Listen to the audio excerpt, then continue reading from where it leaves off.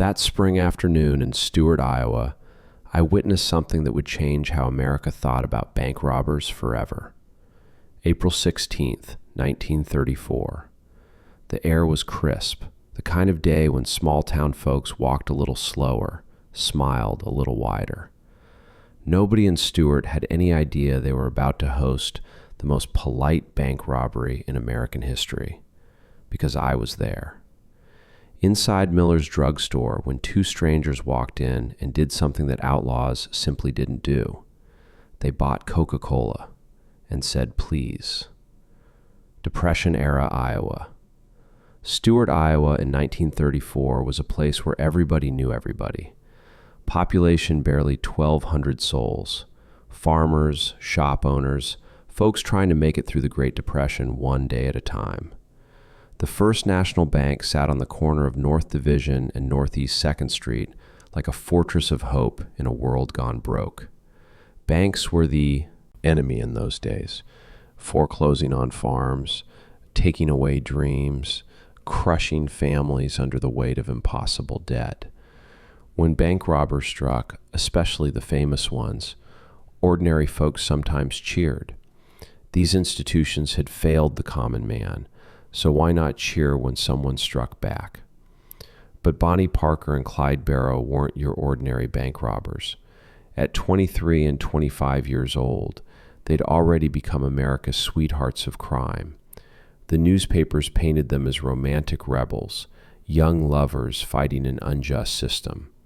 What the papers didn't tell you was how they treated the people they encountered. That was about to change in Stuart, Iowa. This was their final Iowa job, the last in a string of Midwest heists that spring. They'd already hit banks in Rembrandt, Needham, and Everly. Small-town banks with small-town takes. They rarely got more than a few $100s, sometimes as little as $80. But it wasn't about the money anymore. It was about the statement. Henry Methen was with them now, young, nervous, eager to prove himself to the famous duo. Three outlaws in a stolen car, heading toward what they thought would be just another quick score in just another nowhere town. They had no idea Stuart would remember this day for 90 years and counting. The perfect setup. The morning of April 16th started like any other in Stuart. Bank President Harold Watson arrived at 8:45 a.m. sharp, just like always. Tellers Dorothy Henderson and Margaret Sullivan set up their stations. The vault was opened, money counted, another business day beginning in small-town America. Nobody noticed the Ford V8 that cruised past the bank 3 times between 10 a.m. and noon. Nobody saw the 3 occupants studying the building, timing the customer flow, noting the single guard who seemed more interested in his newspaper than security. At 12:30 p.m., something unusual happened. 2 men walked into Miller's drugstore right next to the bank. They were dressed well, city clothes, clean-shaven, polite, the kind of customers every small-town merchant appreciated. "Afternoon," said the shorter one, tipping his hat to pharmacist Bob Miller. "Mighty fine day you folks have here." "That it is," Miller replied, studying the strangers. Something about them seemed familiar, but he couldn't place it. "What can I do for you, gentlemen?" "2 Coca-Colas, if you please," said the taller man, who had introduced himself as Henry. "We've been driving all morning, and there's nothing like a cold Coke to set things right." Miller popped the caps off 2 bottles, handed them over. The shorter man, who'd said his name was Roy, paid with exact change, left a nickel tip. They stood there drinking their Cokes, making pleasant conversation about the weather, the town, the friendly folks of Iowa. "Banking hours still noon to 3?" Roy asked casually. "That's right," Miller nodded. "Harold Watson runs a tight ship over there. Good man, fair man." "I'm sure he is," Roy smiled. What Miller couldn't know was that he was talking to Clyde Barrow, and Clyde was memorizing every detail of that conversation. Outside, in the passenger seat of the Ford, Bonnie Parker waited. She wore a blue dress, her blonde hair perfectly styled despite weeks on the road. To anyone watching, she looked like a young wife waiting for her husband to finish his errands. But she was the getaway driver for America's most wanted criminals. Robbery with a smile. At 2:15 p.m., Roy and Henry finished their Cokes, thanked Bob Miller for his hospitality, and stepped outside. They walked 15 yards to the First National Bank like two businessmen heading to make a deposit. Inside the bank, 3 customers were conducting business. Mrs. Eleanor Patterson, the preacher's wife, was making a deposit from Sunday's collection. Farmer Jake Morrison was applying for a seed loan. Young Tommy Chen, the laundryman's son, was exchanging his father's weekly receipts for larger bills.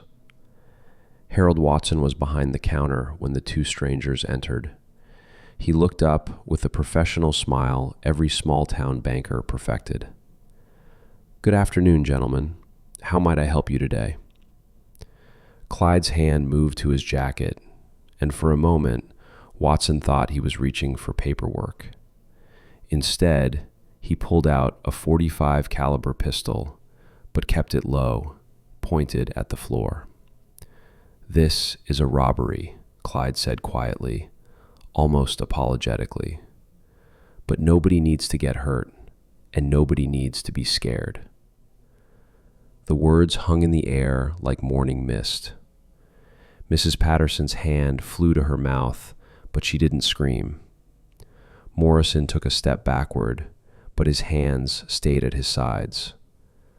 Tommy Chen just stared, wide-eyed. "Now, I want everyone to stay calm," Clyde continued in that same gentle tone. "This will be over quick, and we'll be out of your hair. Henry here is going to escort you folks to the vault, where you'll be safe and sound." Henry Methvin, nervous as a cat, gestured toward the vault with his pistol. But he said please when he did it. Actually said please. "If you would, please step this way," Henry said to the customers. "We're not here to hurt anybody. Just business, you understand." Mrs. Patterson looked at Clyde with something approaching curiosity rather than fear. "Young man, you seem like you were raised properly. What would your mother think of this?" Clyde's eyes softened for just a moment. "She'd be disappointed, ma'am, but these are hard times for everyone." Meanwhile, Harold Watson was opening cash drawers with surprisingly steady hands. Clyde stood beside him, but not threateningly, more like a bank examiner observing procedures. "I appreciate your cooperation, Mr. Watson," Clyde said as Watson counted out bills. "I know this isn't easy." "No, sir, it's not," Watson replied. "But I've got customers to think about." "And you're doing right by them," Clyde nodded. "A man who protects his people, that's something to respect." In the vault, Henry was making conversation with the 3 customers like they were at a church social instead of a bank robbery. "Sorry about the inconvenience, folks," he said. "We'll be gone in just a minute. Iowa's nice country, real friendly people." "Where are you boys from?" Jake Morrison asked, apparently more curious than frightened. "Texas originally," Henry replied, "but we've been traveling, seeing the country." Outside, Bonnie kept the engine running and watched the street. A few townspeople walked by, completely unaware that history was being made 20 feet away. This wasn't like the movies. No screaming, no violence, no terror. Just 3 criminals and 3 innocent people having what could almost pass for a polite conversation. Back at the counter, Clyde had collected about $1,500. Not a fortune, but enough to keep them moving. He looked at Harold Watson with something approaching regret. "I'm sorry about this, Mr. Watson. I truly am. You seem like good people here." "We try to be," Watson replied. Clyde reached into his jacket and pulled out a $20 bill. He set it on the counter. "For the inconvenience," he said, "and to replace anything that got damaged." Watson stared at the 20. In all his years of banking, nothing had prepared him for this moment. "Henry, time to go," Clyde called toward the vault. "Yes, folks, that's our cue," Henry said to the customers. "You all stay put for about 5 minutes after we leave, and everything will be just fine." "Will we see you boys again?" Mrs. Patterson asked with a strange smile. "I hope not, ma'am." Clyde tipped his hat to her. "But if you do, I promise we'll be just as polite as we were today." And they walked out, just walked out like customers who'd finished their business. The talk of Iowa. The robbery was over in 6 minutes. No shots fired, no one hurt, no one traumatized. When the customers emerged from the vault, Harold Watson was still staring at the $20 bill on his counter. "Should I call the sheriff?" Tommy Chen asked. "I suppose we should," Watson replied slowly, "but I'm not sure what to tell him." When Sheriff Frank McDonald arrived 20 minutes later, he found the strangest crime scene of his career. No broken glass, no overturned furniture, no sobbing victims. Just 5 people standing around looking confused. "They robbed you?" McDonald asked Watson. "Well, yes. Took about $1,500. And they left $20 to cover any damages. Asked us not to be scared. Said please and thank you more than most of my regular customers." Mrs. Patterson stepped forward. "Sheriff, I've been robbed before. Back in 28, 3 men held up the church during evening service. Terrified everyone, hit Reverend Patterson with a gun butt, traumatized the children. This wasn't like that." "What was it like?" McDonald asked. "Like having very polite visitors who needed to borrow some money." The story spread through Stuart like wildfire. By evening, half the town had walked past the bank to see where it happened. By the next day, newspapers across Iowa were running the story. By the end of the week, it had reached the national press. Bonnie and Clyde's polite heist. Bank robbers who say please. The Coca-Cola bandits.